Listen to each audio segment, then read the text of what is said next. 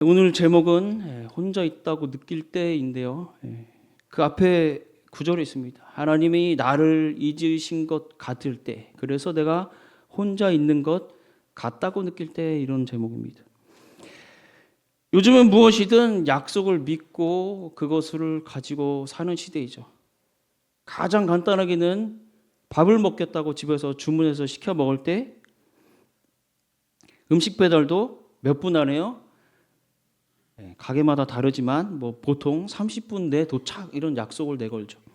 또 택배를 주문하면 어떠합니까? 내일 도착 이러면 내일 도착이라는 말에 거기서 물건을 사지 않습니까?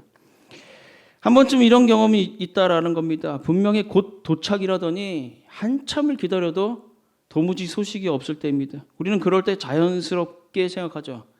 야, 이거 안 되겠네. 이 약속을 믿어야 되나라고 한다는 겁니다.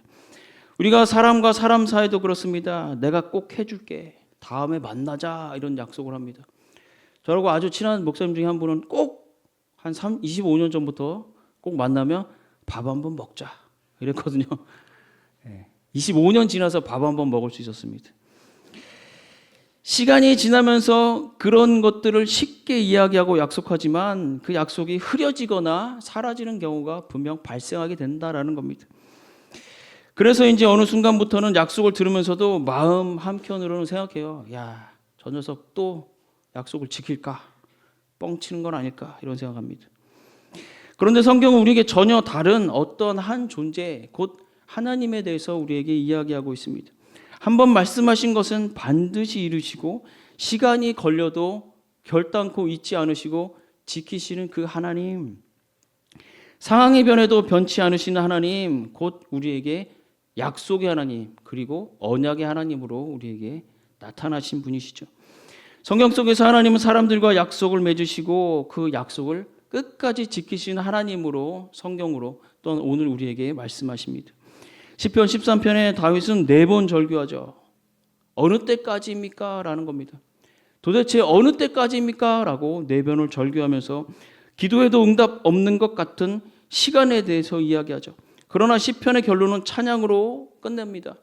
하나님은 침묵하지 않으신다라는 것이죠. 하나님의 침묵은 부재가 아니라는 겁니다. 하나님의 침묵은 어떤 과정의 시간들이다라고 할 수 있습니다. 응답이 늦어지는 동안 하나님은 우리를 그러하기에 하나님을 향한 마음을 더 깊도록 만들어 주시죠. 그래서 기도는 끝이 아니라 하나님의 이끌어 나아가시는 그 역사, 그 이야기의 중간일 뿐이다라고 할 수 있습니다. 이스라엘은 오늘 본문에 보면 하나님이 나를 잊으셨다라고 말하는 거예요. 14절에 보면 하나님이 나를 잊으셨다라고 하면서 그들은 절망에 대해서 이야기합니다. 고난 중에 겪는 아주 매우 실제적인 고통에 대해서 이야기하는 거예요. 그 고통이 너무나 크다라는 겁니다. 하지만 성경은 절망의 순간은 무엇이라고 말합니까? 하나님의 개입이 곧 있을 것이고 하나님이 곧 회복해 하실 것이다 라는 것을 우리는 알 수 있죠. 하나님은 뭐라고 말씀하십니까? 나는 너를 잊지 아니할 것이라 라고 말합니다. 우리는 상황으로 하나님을 판단합니다. 하지만 하나님은 우리에게 무엇으로 말씀하십니까? 우리가 지금 말하고 있는 그 약속으로, 언약으로 우리에게 붙들고 계시죠. 여인이 어찌 그 젖 먹는 자식을 잊겠으며 자기 태서 난 아들을 긍휼히 여기지 않겠느냐. 그들은 혹시 잊을지라도 나는 너를 잊지 아니할 것이라. 그러면서 우리에게 뭐라고 말씀하십니까? 내가 너를 손바닥에 새겼고 라고 말합니다. 여러분, 손바닥에 낙서를 하면 어떠합니까? 잊어버리지 않는다는 거예요. 지워지지 않는 한 계속 그걸 보게 되죠. 하나님이 우리의 이름을 그 손바닥에 새기셨다라고 약속하시는 것이죠. 오늘 우리는 그러하게 그 하나님을 우리가 다시 바라보려고 합니다. 제자들은 곧 예수님을 배신할 사람들이었습니다.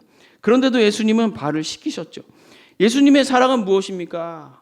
제자들을 향한 그 사랑은 조건이 아니었다라는 겁니다. 우리의 연약함이 사랑을 멈추게 하지 않는다라는 것이죠. 예수님은 끝까지 사랑하십니다. 자기 사람들을 사랑하시되 끝까지 사랑하시니라. 여러분, 힘들 때마다 이 말씀을 꼭 기억하시기 바랍니다. 죄와 사망에 빠진 우리는 사랑받을 자격이 없음에도 주님은 우리를 불러주시고 사랑받는 존재로 살아가도록 허락해 주셨죠. 베드로는 예수님을 3번 부인했습니다. 어떤 책에는 그것을 실패다라고 말하죠. 하지만 더 중요한 장면은 주께서 돌이켜 베드로를 보셨다라는 겁니다. 베드로의 잘못, 실수라고 하기에는 3번이나 그랬으니 더 이상은 실수도 아니지 않습니까? 예수님도 다 아셨다라는 겁니다. 하지만 예수님의 그 시선은 무엇입니까? 여러분을 3번 배신한 친구가 있으면 여러분은 어떻게 하시겠습니까? 그냥 그렇게 말하겠죠. 속으로 그냥 배신자 새끼 그러면서 하지만 예수님의 시선은 정죄가 아니었다라는 겁니다. 예수님의 마음은 사랑의 마음이었다라는 거죠. 의도든 의도하지 않든 교회에 한두 번 빠지게 될 때가 있습니다. 여러분 교회 빠지신 적 있으십니까? 어떤 이는 한두 번이 3-4번이 되고 그렇게 빠지니까 교회에서 더 이상 전화도 안 오는 거예요. 그러니까 어떠합니까? 눈치가 보여. 그러더니 버스를 타러 나갈 때나 출근길에 교회 사람들이라도 만나면 어때요? 피하는 겁니다. 아, 저 사람 교회 안 나오려고 피하는구나라고 생각하죠. 그러다 보니 점점 교회와 멀어지는 겁니다. 그런 것처럼 우리가 살면서 그러는 겁니다. 내가 실수를 하게 되고 실패하는 일들, 그것이 한두 번이 아니라 계속 3-4번 반복하게 되고 뜻하지 않은 상황들과 그런 재난의 상황들이 오게 되면 고난에 빠졌다라고 생각하고 괴로움에 낙심하게 되죠. 그리고 절망합니다. 그렇게 우리는 실패 때문에 주님을 피하게 되는 거죠. 주님은 그러나 그 실패의 자리에서 우리를 꿋꿋이 바라보십니다. 닭 울음소리보다 더 크게 들린 것은 무엇이었냐 하면 주님이 베드로를 바라보는 그 눈빛이었다라고 할 수 있습니다. 누가복음 22장에 그렇게 베드로는 주님을 부인했지만 그러나 주님은 지금도 나를 부르고 계신다라는 것을 그는 깨닫게 되죠. 어떤 일을 겪든지 내가 실패를 할지라도 내가 어떤 과오가 너무 많이 했다 할지라도 다시 주님을 바라볼 수 있는 그 용기와 회복할 수 있다라고 하는 그 믿음만 있으면 우리는 된다라는 것입니다. 광야에서 뱀에 물려 죽게 되었을 때에 그들은 하나님의 명령을 따라 노뱀을 바라보기만 해도 낫고 살 수 있었다라고 하죠. 그렇습니다. 우리는 어떤 상황에 처해 있든지 간에 주님을 바라볼 수만 있으면 된다라는 겁니다. 그것이 믿음이죠. 베드로의 이러한 실수 이후에 다시 부르셨고 예수님의 질문은 내가 나를 사랑하느냐라는 겁니다.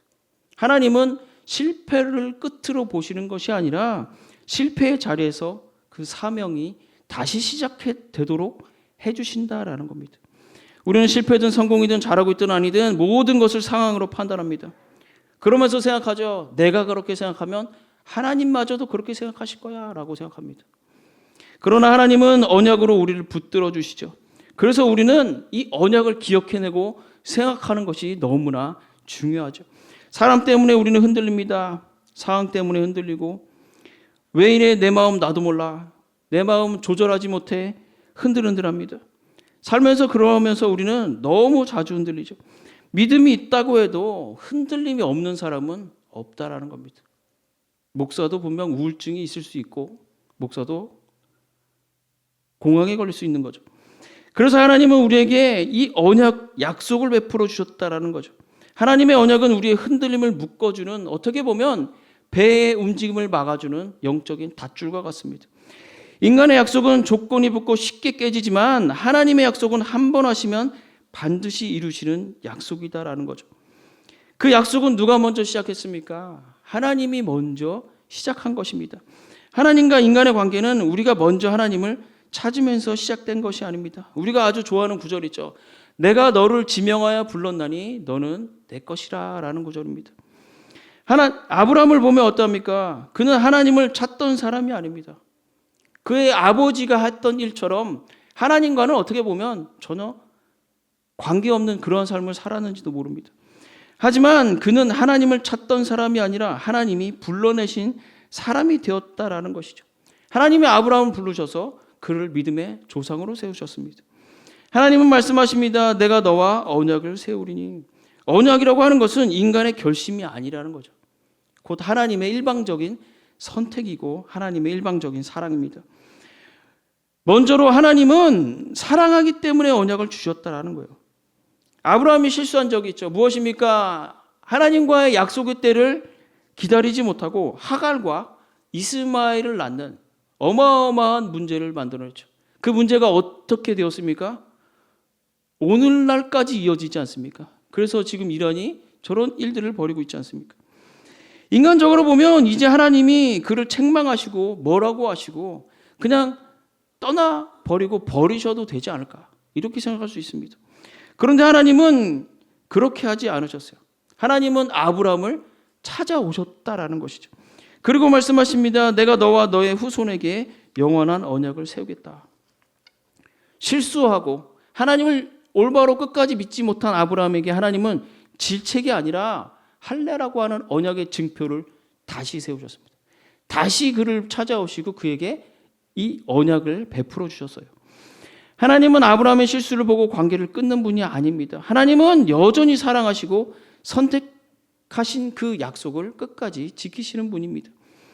어린아이가 넘어져 올 때 부모는 아이를 혼내기보다 안아주고 약속해야죠. 뭐라고 약속합니까? 괜찮아, 아빠 엄마가 너와 함께 있으니까. 아이들이 태어나면 어떠합니까? 처음 보는 낯선 것들에 어마어마한 스트레스를 겪을 거예요. 그게 얼마나 힘듭니까? 우리 어른이 되어도 처음 보는 것들, 그런 어떤 것들에 대해서 스트레스가 있지 않습니까?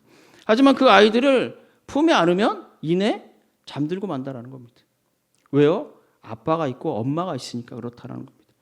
그렇습니다. 하나님은 바로 그런 분입니다. 우리가 넘어졌기 때문에 우리를 버리시는 것이 아니라 넘어졌다 할지라도 우리를 하나님이 약속하신 그 언약으로 더 붙잡아 주시는 사랑의 하나님입니다.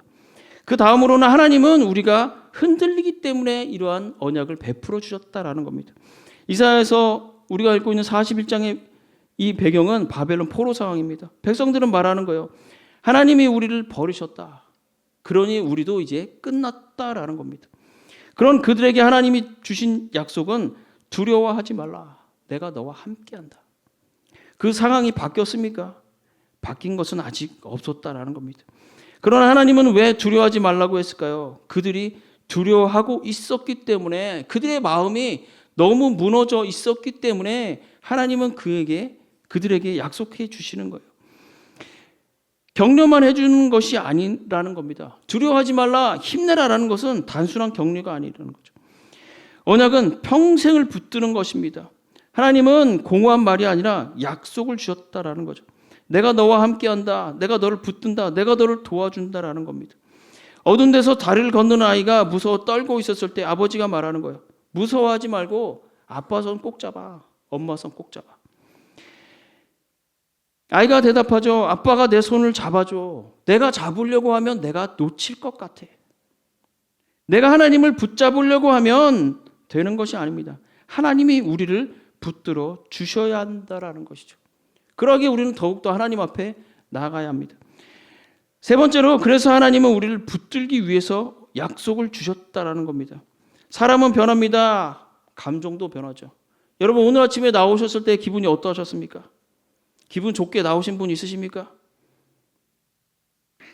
아침 기분이 다르고 저녁 기분이 다르다라는 거예요. 생각이 다르고 감정이 다르고 우리 믿음도 흔들립니다. 그러나 하나님은 아십니다. 우리가 끝까지 스스로 지킬 수 없는 존재라는 것을 알고 계세요. 그래서 하나님은 말씀하세요. 내가 너를 붙들겠다. 그것이 하나님의 약속이다라는 겁니다. 이 약속, 하나님과의 언약이라고 하는 것은 너가 잘하면 내가 지킨다라는 것이 아니라는 거예요. 내가 너를 책임지겠다라는 것입니다. 네 번째로, 두려움 속에서 살지 않게 하기 위해서 우리에게 언약을 주셨습니다. 이사야서 41장 10절에 두려워하지 말라, 내가 너와 함께함이라. 하나님은 왜 이렇게 말씀하셨을까요? 백성들이 너무나 두려움 가운데 있기 때문이에요. 우리가 이 땅을 살아가면서 얼마나 많은 두려움과 어려움과 고난 가운데 있을 때가 있지 않습니까? 일찍 결혼해도 힘든 일들이 많았고, 또 늦게 결혼한다고 해서 힘든 일이 없는 것도 아니다라는 거예요. 아이를 낳는다라고 해서 쉬운 일만 있는 것도 아니고, 아이가 없다고 해서 또 쉬운 일만 있는 것도 아니다라는 겁니다. 그렇습니다. 사람들은 늘 두려움 가운데 있습니다. 그래서 하나님은 그 감정을 바꿔라. 야, 너 그 감정 바꿔라고 하는 것이 아니라, 감정을 흔들리지만 약속을 통해서 우리를 흔들리지 않게 해주셨다라는 겁니다. 다섯 번째로, 하나님은 우리를 포기하지 않기 위해서 언약을 주셨습니다. 우리는 쉽게 포기합니다. 기도 몇 번 해보고 안 되면 어떡합니까? 야, 하나님이 안 들으시나 보다 하지 않습니까? 상대가 변하지 않으면 관계를 포기해버립니다. 자기 자신에게 또한 실망하면 그 오래 믿었다 할지라도 신앙마저도 포기해버리죠. 이를 들어보면 저마다 이유가 있습니다. 또 들어보면서 이유가 이해는 되지만 안타깝게 그렇게 교회를 떠나고 마는 사람들도 있죠. 그래서 우리가 더 많이 기도를 해야 하는 이유입니다. 그러나 하나님은 언약 때문에 우리를 포기하지 않으신다라는 겁니다. 이스라엘은 어떠합니까? 더 많이 두려워했다라는 거예요. 우리보다 어떻게 보면 더 많이 무너진 사람들입니다. 그런데 하나님은 그들을 왜 관계를 끊지 않으셨습니까? 그것은 무엇 때문입니까? 곧 아브라함과 한 그 언약, 또한 이스라엘과 한 언약들 때문입니다. 하나님은 결코 그러하게 상황 때문에, 기분 때문에 움직이지 않으십니다. 우리가 결혼식에서 서약할 때 어떻게 약속합니까, 여러분? 앞에 주례자가 나오면 제일 먼저 생각나는 단어가 무엇이세요? 팥불이 생각나지 않으십니까? 기쁠 때나 슬플 때나 건강할 때나 병들 때나 죽을 때까지 사랑하고 지키겠습니다. 검은 머리 팥불이 될 때까지 지키겠습니다. 이 말은 당신이 항상 행복하게 해주면 사랑할게요 라고 하는 것이 아니라는 거죠. 그거 약속은 상대가 어떤 상태로 변해버리든 나는 이 결혼이라고 하는 약속을 통해서 끝까지 지키겠습니다라는 것 아니겠습니까? 하나님의 언약도 그렇습니다. 우리의 상태가 아니라 하나님의 성품에 근거한 것입니다. 그러하기에 하나님은 언약 때문에 우리를 결단코 버리거나 포기하지 않으십니다. 하나님은 어떤 분인지 드러내시기 위해서 이 언약을 베풀어 주신 거예요. 그러기에 언약은 첫 번째로 무엇을 생각할 수 있습니까? 곧 하나님의 성품을 보여주는 창문이라는 겁니다. 하나님은 성실하시고 변하지 않으시고 사랑으로 책임지시는 분이시다라는 것을 우리는 성경에서 말하고 있는 언약을 통해서 우리는 알 수 있죠. 하나님은 말씀하시고 이루시는 분이라는 것을 또한 언약을 통해서 보여주십니다. 창세기 9장 15절에 나는 나의 언약을 기억하리라 라고 말합니다. 또한 민수기 23장 19절에 하나님은 사람이 아니시니 거짓말하지 아니하시며 라는 구절이 있죠. 그 다음으로는 하나님은 하나님의 그 백성을 보호하고 인도하시기 위해서 우리에게 언약을 주셨는데 그 언약은 곧 무엇입니까? 하나님의 약속이자 동시에 하나님의 보호선이라는 것입니다. 그 약속은 언제도 지켜졌냐 하면 광야 가운데 있을 때에도 또한 포로로 끌려갔을 때에도 그 약속은 지켜졌습니다. 그러하기에 오늘 우리도 언약이 있기 때문에 흔들리는 상황 속에서도 하나님의 보호와 인도를 기대할 수 있다는 겁니다. 여호수아 1장 5절에 내가 너와 함께하리라 라고 말씀하시고 또한 열왕기하 13장 23절에 언약을 인하여 너희를 구원하리라 라고 말씀하시죠. 언약을 인하여 구원받는 저와 여러분 되기를 주님의 이름으로 축원합니다. 세 번째로 그 언약은 백성의 근거이자 정체성을 세우시기 위한 것입니다. 출애굽기 6장 7절에 보면 뭐라고 말합니까? 너희는 내 백성이고 나는 너의 하나님이 되리라 라고 약속하시죠. 하나님은 이러한 언약을 통해서 우리의 신분을 확정하셨다는 거예요. 우리의 신분이 그렇게 되었다라는 것입니다. 우리의 소속이 하나님으로 바뀌었다라는 겁니다. 그러하기에 우리는 구원받은 자이며 하나님의 자녀이며 제사장 나라 백성이며 거룩한 사람들입니다. 그러하기에 우리는 언약 때문에 세상과 구별되었고 언약 때문에 하나님께 속한 존재가 되었습니다. 네 번째로 이 언약은 하나님의 구속 계획을 이어가기 위해서 베풀어 주셨어요. 언약을 우리가 보면 여러 가지가 있지만 크게 이야기하면 아브라함의 언약이 있고 또한 다윗 언약이 있죠. 그리고 새 언약이라고 불리는 그 언약까지 모두 어떻게 이어집니까? 예수 그리스도로 연결이 되어진다라는 겁니다. 하나님은 이러한 언약을 통해서 인류 구원을 단계적으로 이루어 가셨죠. 마태복음 26장 28절에 이는 내 피로 세우는 새 언약이라 라고 말씀하십니다. 곧 이 언약은 예수님을 약속하신 하나님의 구원의 여정이다라고 할 수 있습니다. 하나님은 우리가 연약하게 흔들릴 것을 아시고 이러한 언약이라고 하는 확실한 닻을 베풀어 주심으로 인해서 그 어떤 상황에 처한다 할지라도 변하지 않는 믿음을 붙잡을 수 있다라는 거예요.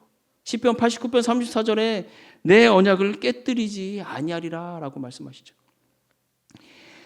그것은 곧 내가 너를 책임지겠다라고 하시는 하나님의 일방적인 징표이다라고 할 수 있죠. 그러하게 하나님과의 관계를 지속하고 교제하게 하시기 위해서 하나님은 단순한 약속이 아니라 이러한 관계적 약속으로서 우리에게 언약을 또한 주셨습니다. 결혼 언약처럼 하나님의 언약은 관계를 유지하는 언약적 사랑이기도 하다라고 할 수 있습니다. 헤세드의 사랑이라고 우리는 이야기하죠. 예배의 말씀 기도는 그러하기에 이 모든 언약 안에서 하나님과의 약속 안에서 그 관계 유지의 행위로서 우리는 더욱더 하나님 앞에 예배하고 말씀 듣고 기도로 나아갈 수 있는 것이기도 하다고 할 수 있습니다. 마지막으로 우리를 통해 하나님의 영광을 드러내기 위해서 이 약속을 베풀어 주셨어요. 우리는 그러하게 무슨 백성이라고 합니까? 언약 백성이다라고 말합니다. 약속의 백성이다라고 말하죠. 하나님은 그것을 통해서 하나님의 자신의 영광을 드러내십니다. 창세기 12장 2절에 내가 너로 큰 민족을 이루고 너를 축복하는 자에게 복을 내리리니 라고 말씀하시죠. 그러하기에 언약은 나만 위한 것이 아니라 하나님이 이 세상을 창조하시고 이 세상에 믿는 자들, 이 세상을 향한 하나님의 그러한 선교적 목적을 또한 포함하고 있다라는 것입니다. 그러하기에 마지막으로 언약은 결국 우리와 함께 하신다라는 것을 이야기합니다. 그러하기에 언약은 단순한 축복의 이야기가 아닙니다. 언약은 곧 우리와 함께 하신다라고 하는 선포입니다. 내가 너의 하나님이 되고 너는 내 백성이 된다. 하나님이 우리와 함께 하신다라는 것이죠. 사랑하는 여러분, 여러분은 지금 무엇 때문에 힘들어하고 계십니까? 어떤 일들로 인해서 흔들리고 계십니까? 상황 때문입니까? 사람 때문입니까? 내 자신의 연약함 때문입니까? 내가 아직 구하려고 해도 구해지지 않는 그 어떠한 문제들 때문입니까? 사람은 그러나 누구나 흔들릴 수 있다는 겁니다. 누구나 그런 상황을 겪게 되어 있습니다. 중요한 것은 우리가 그때마다 기억할 수 있어야 한다는 것이죠. 나는 내 힘으로 버티는 존재가 아니라 하나님의 약속으로 붙들린 하나님의 선택받은 사랑받은 존재다라는 것입니다. 어떤 상황에 있든지 우리는 우리를 창조하시고 우리를 언약으로 불러주신 하나님을 붙잡아야 합니다. 그러하게 하나님의 약속은 잘난 사람들에게 주어진 보상이 아니라 흔들리고 힘들어하고 연약한 이들을 붙드시기 위한 하나님의 방법이죠. 그래서 하나님은 우리에게 말씀하십니다. 두려워하지 말라. 내가 너와 함께하리라.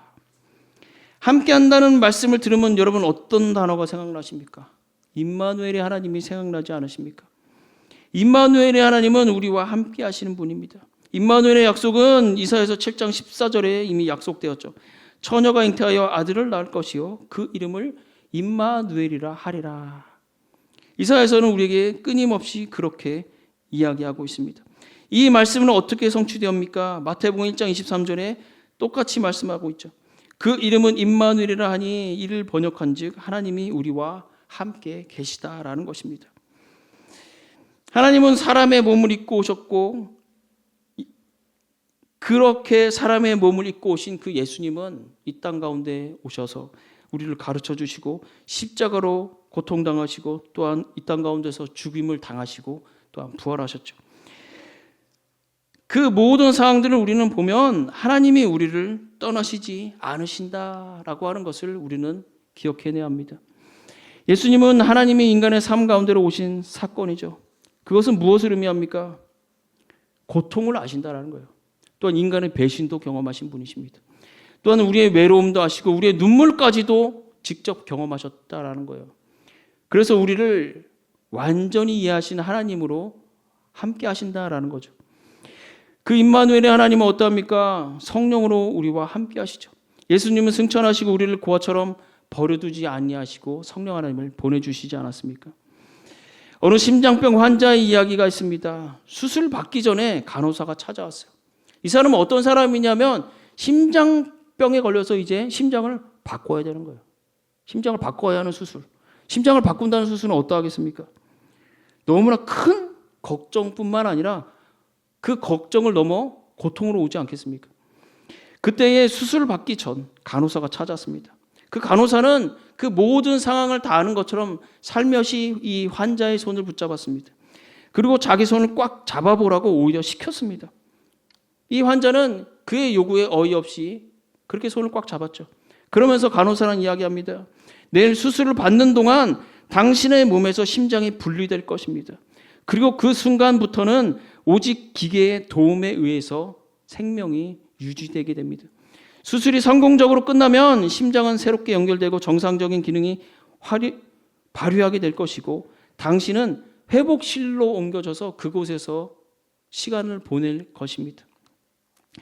그리고 그것에서 예상치 못하는 얼마간의 시간이 지나면 의식은 깨어나게 될 것인데, 그러나 최소 6시간 동안은 당신은 볼 수도 없고 말할 수도 없고 아무것도 먹을 수도 없는, 송곳 하나 움직이지 못하는 상황에 처할 겁니다.